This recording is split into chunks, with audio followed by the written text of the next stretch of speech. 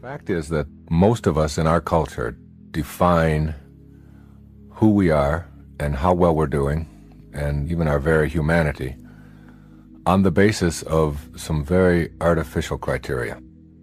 Those criteria, most of the time, are considered by people in our culture to be the ultimate. And they are things like success. How much success do I have? That is, how much money am I making? How much stuff comes into my life? How many accumulations am I able to get? And there's certainly nothing wrong with that.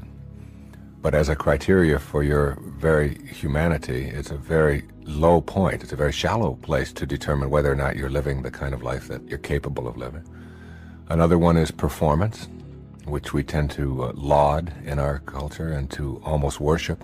I'm number one. You see it all the time, people making a contest out of life, and performance being measured in terms of how far I get and what position I achieve in life, or what awards I have granted to me, or whatever. And the other is achievement. How far have I gone in my profession? How am I looked at by my peers and by other people in terms of my grades and my position on the ladder of success within a given corporation, things like that. These are almost like the ultimate in our culture, in the business world, in the educational world, in the entertainment world, whatever. We're always talking about success, achievement, and performance. What has happened for me, and what has happened for a lot of people, particularly in some of my recent books and tapes and so on, is that after you live this life for a while and you find yourself achieving a lot of things and performing at a very high level and being labeled a success by all of the external standards, you soon discover that there's an emptiness to that there's more to life than just being able to do that. That emptiness and that shallow feeling, and that it's just sort of almost like a selfish pursuit, gratifying one's ego and proving that we can accumulate as much stuff as we can, and success isn't any longer measured in terms of how we serve others, but in terms of how much I get for myself. And our goals become obsessions, not that we need anymore, but that we've fallen into this trap of believing that we have to accumulate more, we have to get more, we have to perform at a higher level.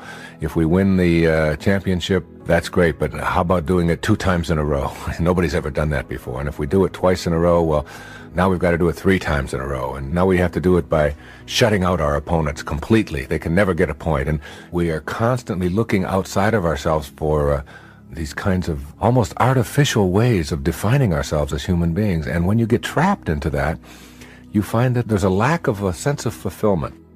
And what I want to talk about and make happen in this program is to have people ask the question, what would it be like to live your life as a work of art?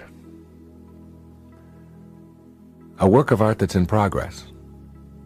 That is, your life becomes a masterpiece that is unfolding in every moment of your life. Instead of looking at it in terms of how much can I get or how far can I go, begin to see that, all right, yes, I am capable of lots and lots of wonderful things, and I have accumulated a lot of things, and I've achieved at a very high level, and I'm performing very well, but I want to take a different perspective on what my life is.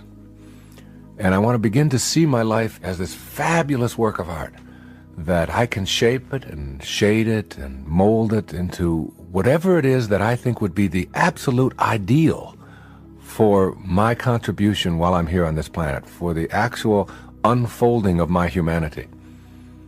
And if you were to ask anybody, what is it that you would really like to have said about yourself, whose life would you look at and say, this is what I would like to have been said about me? Or this is the masterpiece that I would like my life to be. Would it be about how much stuff did I get? Or how big was my bank account? Or how fast did I run? Or how quickly did I get there? Or who did I beat in the process? For some, it might be, and that might be very satisfying. But on a much higher level than that, the answer to that question, for me, is in looking at the lives of people like Christ, who was perhaps the most influential person ever to live on our planet, ever to be on our planet. Muhammad, Buddha, spiritual masters who were leaving a message about the power of the human mind. More recently in our times, people like Gandhi, who was able to turn around the whole fate of a nation that had been subservient to an empire, the British Empire, all through a nonviolence and all through an approach to loving people and not making conflict something that has to be debilitating or destructive, and to literally put them on a course of running their own lives, all through simplicity and all through a sense of beauty and appreciation. Or Mother Teresa, who labors in the streets of Calcutta, just serving and just giving, and knows what she is for, and knows that she's not against anything. You see, the irony, there's a real irony in all of this, and I'm not here to put down, in any sense of the word, success and performance and achievement. I'm a person who has a lot of all of those things in my life. But I've found that those are the kinds of things that begin to matter less and less. And they show up more and more in your life when you find yourself getting more tuned in to something much beyond all of that. It's like a knowingness. It's like creating a sense of what I'm here for, how I'm going to live this life that I have, and doing it in the service of others, maintaining a sense of spirituality about yourself, maintaining a sense of compassion and caring and love and decency for everyone that you meet, treating conflict and difficulties that come your way not as something for which you have to win or to master, but in fact as opportunities for you to see how you can transcend these things and not to have to use hatred and anger and bitterness and beating somebody else down in order to get to this higher place. It's very much a place of peace. And the third principle is one of my very favorites. It's called, there are no justified resentments. And this is a very difficult principle for many people to get, but one that I believe very strongly in. I was in a group one time of drug addicts and alcoholics. And I was one of the people that was a sponsor and leading this group. And the sign on the wall said, there are no justified resentments in this group. And what I said to that group that night was, no matter what anybody says to you here, no matter what kind of anger comes directed towards you, no matter how much hate you may encounter showing up in your life, there are no justified resentments. Meaning that if you carry around resentment inside of you about anything or about anyone, and I'm talking about the person that you lent money to and hasn't paid you back, I'm talking about the person in your life that you feel was abusive in your life, I'm talking about the person who walked out on you and left you for somebody else, I'm talking about all of the things that you have justified in your heart and in your life that you have the right to be resentful about. And I'm suggesting to you that those resentments will always end up harming you and creating in you a sense of despair. I've often said that no one ever dies from a snake bite. The snake bite will never kill you. You cannot be unbitten. Once you're bitten, you're bitten. But it's the venom that continues to pour through your system after the bite that will end up destroying you. So now you have to take a look at all of the resentments that you may have in your life. And I'd like to suggest to you that I think there is a wonderful metaphor for this that I have created in my life for how to make this work. And I think that Regis Philbin is the one who's responsible for it, all right? My buddy Regis. There's a show called Who Wants to Be a Millionaire that has been popular all over the world. I was in South Africa, it comes on, all right? I was in Australia, and they've got their own Australian version. And in Greece, they have the Greek edition of Who Wants to Be a Millionaire. And basically, this show has two levels that you have to get to. Now, the first level is the $1,000 level.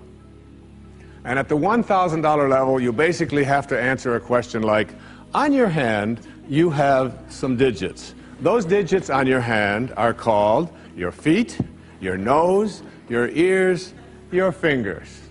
And everybody who ever goes on the show has this horrible dread that they're going to go out on one of those questions, right? So basically, in order to get to the $1,000 level, all you have to do is answer 5 pretty simple questions in order to get to the $1,000 level. Now, on this program, the $1,000 level for you in this metaphor means that you will leave with something if you get this. At least get this. This is the $1,000 level. You must send blame out of your life for any conditions of your life. Blame has to go. All right? Now, blame means if you're sitting there with a disease, you say without guilt, it's mine, I take responsibility for it. This means that if you have been through any tough circumstances in your life, this means if you have a minimal amount of financial security in your life, this means if your children don't get along with you, this means that if your neighbors are taking up a petition to get you out of the neighborhood, whatever it might be that's going on in your life, you name it, and everybody across this great country and across this world has a series of these things that you're willing to say, I am here because of the choices that I have made right now. I'm willing to say that. Even though it's difficult, and we know it's really not your fault. We know really there's a lot of people out there who are really bad, all right? But you're willing to say no blame. That's the first level, all right? That's where you understand no justified resentment. And then on the Who Wants to Be a Millionaire show, there is what is called the $32,000 level. And the $32,000 level is not only an opportunity for you to walk away with a sizable amount of goodies, which you can walk away from tonight in this program, but it also is the door opener to multi-wealth.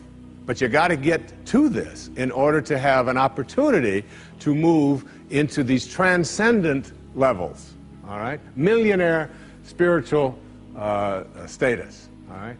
You got to get through these next 5 questions. And this $32,000 question, or level rather, comes to this. It came to me from a quotation that I used in the writing of A Spiritual Solution to Every Problem. I read a book that was written a couple of thousand years ago by Patanjali, the Yoga Sutras, the aphorisms of Patanjali. And one of those sutras, one of those aphorisms, observations that this brilliant man made almost 2,000 years ago, was this. He said, if you become steadfast in your abstentions of thoughts of harm directed towards others, all living creatures will cease to feel enmity in your presence. Now, this translates to blame, pretty basic. No more blame. I'm just not going to assign responsibility to other people for where I am, because now I have an opportunity to get rid of it. If I think someone else caused it, then I've got to wait for somebody else to change in order for me to get rid of it, and you might wait forever for that. But if I take responsibility for it, I can do something, including move on, which might be the most important thing to do. But at the higher level, when there are no justified resentments, what you are doing is what St. Francis did, Francesco. What you are doing is you are at a place where you are sending love in response to hate.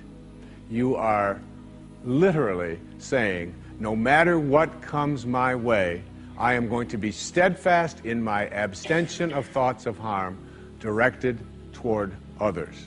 I'm going to work hard at, no matter what comes my way, having it come out of me what I want to come out of me, and that is love, and that is a higher energy.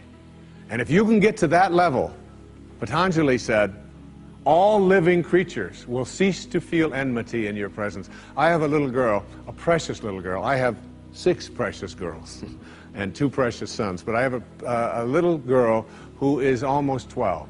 And she loves animals like no one I've ever met in my life. I mean, her whole life revolves around animals. And when we walk in the woods, butterflies avoid me, fly away from people around, and they come and they land right on her arm, and it happens all the time. All living creatures, she couldn't have a thought of harm directed towards any living creature. And Patanjali said to us, all living creatures will cease to feel fear or enmity or anger in the presence of those who can send love in response to hate. That's what I mean when I say there are no justified resentments. What I'd like to do, I'd like to share a little story here with you. It's a very tender story. It was sent to me by someone who sends me beautiful things in the mail. And I call it the Teddy story. And I'd like to read this to you, if I can do it without tearing up. And this story illustrates this as well as anything I've ever seen. There's a story many years ago of an elementary school teacher. Her name was Mrs. Thompson. As she stood in front of her 5th grade class on the very first day of school, she told the children a lie. Like most teachers, she looked at her students and said that she loved them all the same. But that was impossible because there in the front row, slumped in his seat, was a little boy named Teddy Stoddard. Mrs. Thompson had watched Teddy the year before and noticed that he didn't play well with the other children, that his clothes were messy, and that he constantly needed a bath. Teddy could be unpleasant.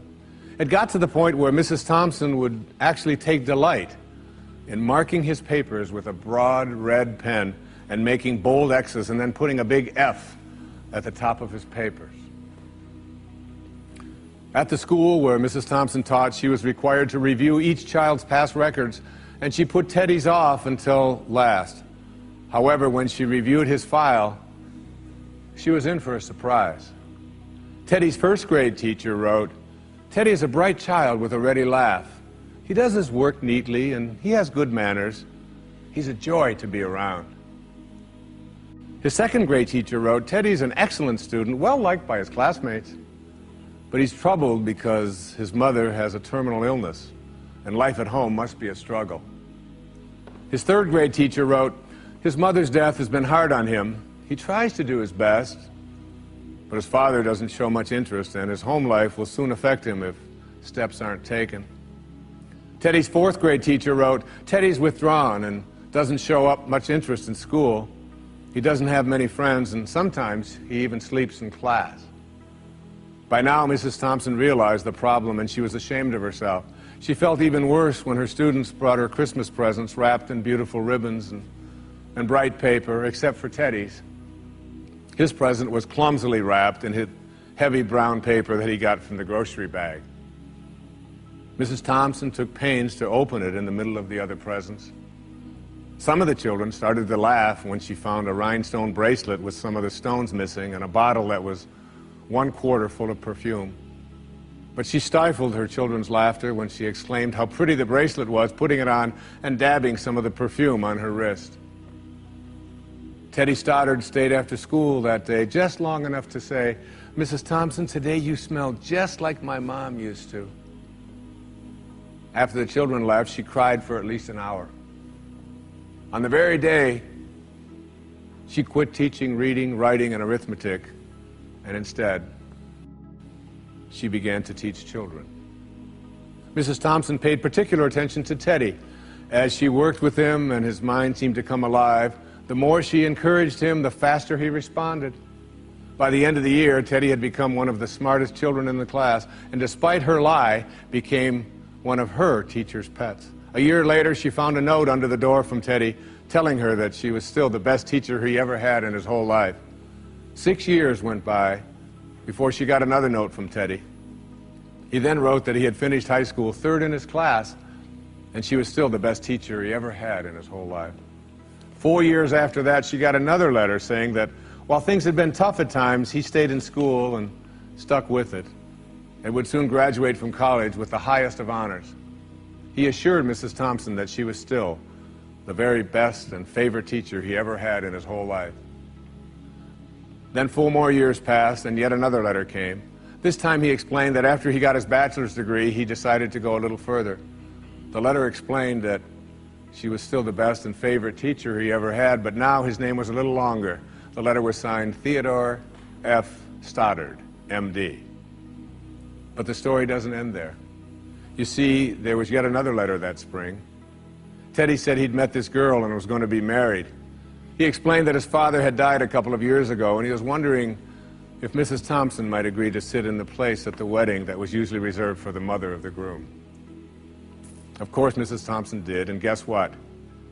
She wore that bracelet, the one with several rhinestones missing. And she made sure she was wearing the perfume that Teddy remembered his mother wearing on their last Christmas together. They hugged each other, and Dr. Stoddard whispered in Mrs. Thompson's ear, "Thank you so much for making me feel important and showing me that I could make a difference."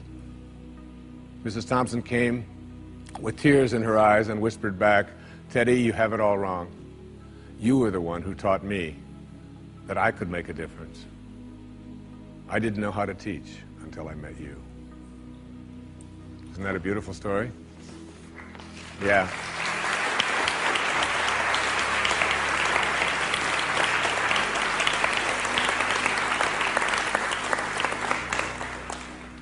That symbolizes there are no justified resentments.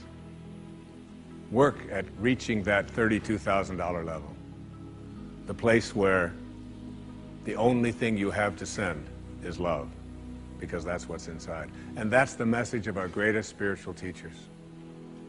That's all they ever had to give away.